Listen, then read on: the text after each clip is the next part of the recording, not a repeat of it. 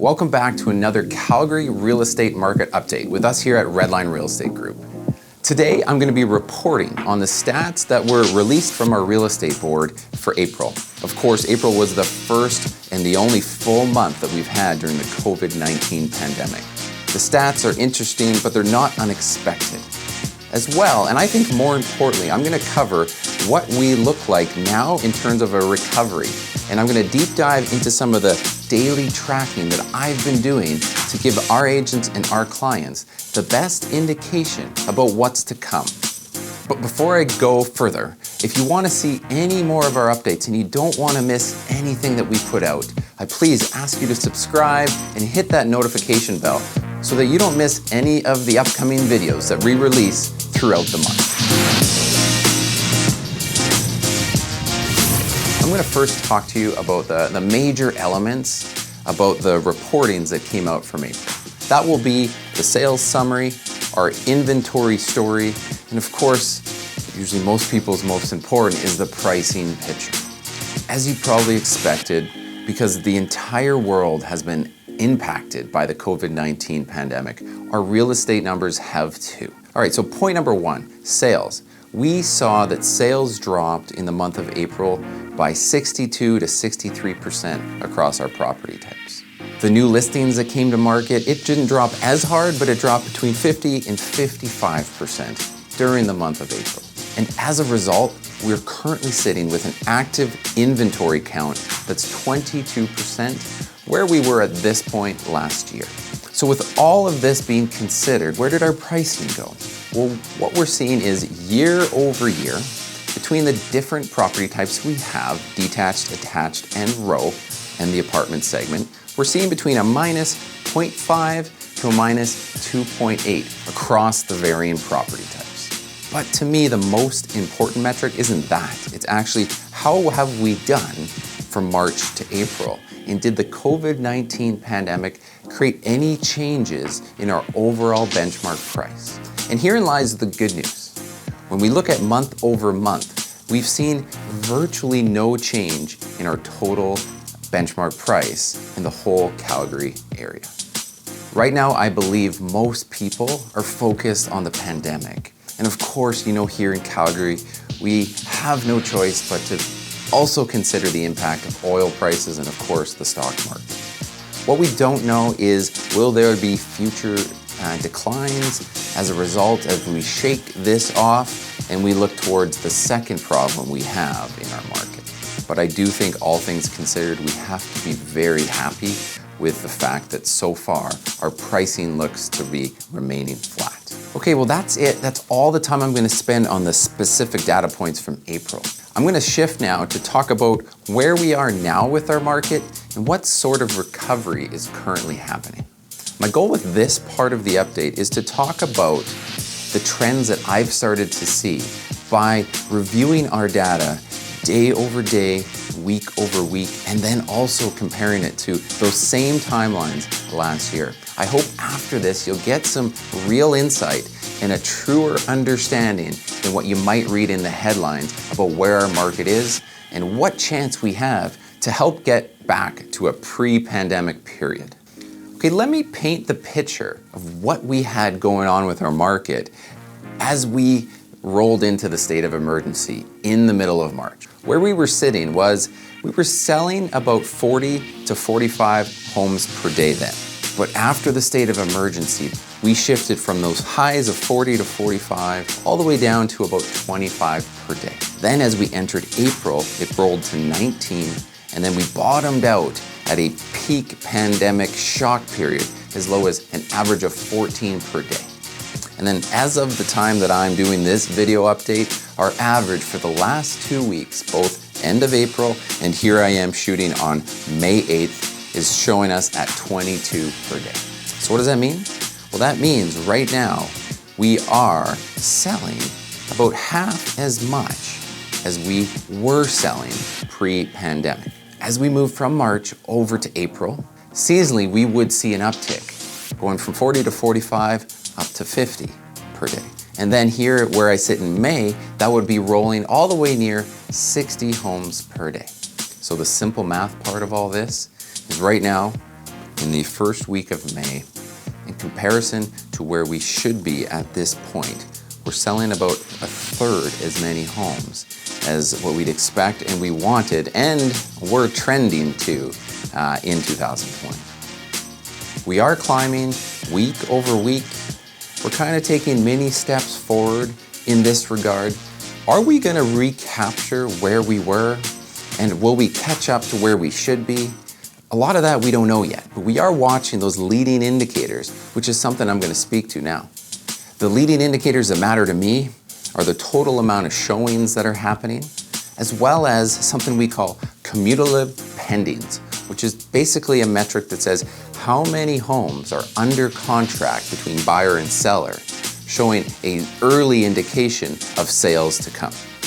As we adjusted from March into April, in the heart of our shock period, I'm not gonna lie, showings basically dropped to a zero. They weren't quite there, but they were at a point that would be similar to a Christmas Day every day or a January 1st every day. But the good news is all the way from April 15th all the way through to today when I record this video, we've seen a steady climb all the way up.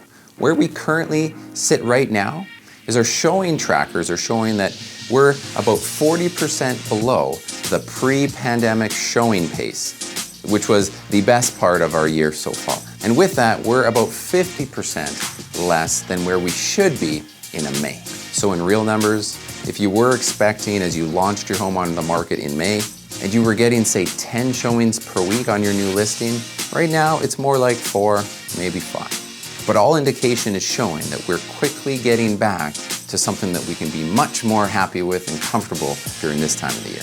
Okay, the other leading indicator that I talked about, which was pendings. What we're seeing now on the graphs that I'm analyzing on a day-by-day basis is when I look at pendings right now, our current day-to-day numbers are higher than they were right before the pandemic hit.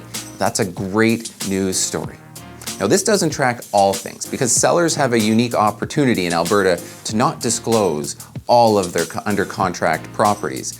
But this is the same across the whole market. So we can use this data and we can kind of give ourselves the confidence that we're getting back to the position we were before all of this happened. Typically, at this time of the year, we would like to be seeing somewhere around 100 to 105 pendings per day happening. Right now, our numbers, when I looked at the last week's rolling average, that was about 66. So, we're about 35% off of where the market should be when it comes to new deals getting written and contracts getting put into place. The one thing as I record this video is we're just about a week after our Premier Jason Kenney released the reopening plan. With that comes optimism. With that comes new listings to market. And what we don't know yet is it the uptick in pendings that we've just seen and I spoke about, is this a bit of a knee-jerk reaction to the market? Or is it really providing us an indication of the real trend line to come? So this is where I'm gonna pause the optimism just a little bit. It is good news that we're getting back to where we were. But the downside of this is we are still, and it's looking like, with all the trends that I talk about, are going to be a full 2 months behind where our market should be. But I do want to provide you that bit of calm because there's nothing saying that we were and should have recovered as fast as this is happening. It's nice to see from a data standpoint that there is some semblance of real life coming back. But if I haven't convinced you yet, there's one more thing I want to talk about, and that's total inventory. As I record this video here with you today, when I look at where we should be when it comes to inventory, we should be sitting with about 7,300 homes on the market. Where do we sit now? Well, it's actually 5,600. That's a significant difference. If my math is right, that's about 1,800 less homes currently sitting there as active inventory for buyers to look at. Now, usually a decline is a bad thing, but this is a really good thing for us. The longer this goes on, the more stability our market has to stave off any future price drops. We went into this marketplace with a bit too much inventory. We're gonna be coming out of this probably in a completely different situation. When you listen or if you review some of the Calgary Real Estate Board stats, they'll talk about something called months of supply. When they do months of supply, that means they're just taking total sales that happened last month over the inventory. Well, I just told you, April had a horrible sales month. The worst probably ever, or maybe even since the city was half its size. But if you're talking about months of supply based on the month that was the pause, it doesn't make any sense. Nobody should be reading into that. Of course it's going to grow. To me, this was a pause, and there'll be a jump into a new place. How many buyers, how many sellers are currently going to re-engage and get back into the market? We don't know. But what I do know, it has nothing to do with what happened in April. It has more to do with people's fundamentals, their own ability to continue to move and buy and sell in the post-COVID era. Some of it to do with economics, some of it to do with market, jobs, but there's a lot of people that are going to get back to market. So let's not speak about months of supply as a metric that matters, not from April. No, no, no. I'll quantify that just for a little bit. Right now, when I look on a week-over-week basis, there's between 250 and 300 people not currently buying that should be. When I couple that with the 1,800 less listings that are on the market, that puts us into this position of 3 to say 3,500 people so far that haven't gone ahead and fulfilled their real estate needs and wants. Now I know a lot of people will be affected by this to the point that they can't get back into the market. But even with an incredibly strong amount of those people unable to, and we end up going ahead with maybe 50% of those buyers, you will see that the ability to sell through our inventory and turn that month of supply number upside on its head will be very easy to do. It's really based on this set of data that gives me confidence, and I want to instill that in you, that it's very likely we'll continue to hold off any price declines because of this new reset. What it lands on, we don't know for sure. But when you look at things as a whole and then also into the details, I assure you that we're going to come out of this in a reasonable place. I'm already a week into May when I record this, so I have a bit of an indication about where it's going. I'm excited to see our continued recovery. As you, I don't know where it's going to land, but I do promise you we will be on the forefront of that information so that you can make really educated and smart decisions based on your situation. Okay, I got 3 more mini segments to talk about. First of all, I'm going to talk about my advice right now for buyers. What you need to know is the bottom, the absolute period during the pandemic where the highest level of uncertainty, it has come and gone now. So it's quite real for me to suggest that the opportunity for a rock bottom price is probably behind us, but that's okay. But I do want you to know, because of the uncertainty, we might be shifting from, say, rock bottom, but to incredibly good value. On top of that, I do want you to know, because buyers were asking us this, are pricing gonna fall away? If I bought today, what would that mean? Would I lose more value by the time I even take possession? Well, what I'm here to tell you, and all of the stuff that I already spoke about in this video, points to the fact that prices aren't sliding away. So you can feel confident to get into the market, if again your situation allows, and go after a really good value right here, right now. Each price point, it's being hit differently. As of last week, the numbers look like the luxury bracket, it's taking a larger brunt of the discounts, and we also saw in the low end bracket, the 200,000 and below. Both of those we're seeing closer to 9, even upwards of 10% off list price. But the rest of the market, not so much. It's closer to 4 to 5. Okay, the next set of advice that I'm gonna provide is for the sellers out there. Okay, for my sellers, this might be contrary to what you might be thinking, but I think there's a bit of a window right now. What we're seeing is the view counts online are now transitioning over to increased activity with realtors and increased showings. And now we're seeing that uptick in pendings. So as a result, there's probably a window here to get your property to market before that pent-up demand of listings that I spoke about early in the video, that 1,800 listings that haven't hit the market, to be able to get on while buyers' optimism is growing and beat the rest of the maybe future ramp up that will come through May and June.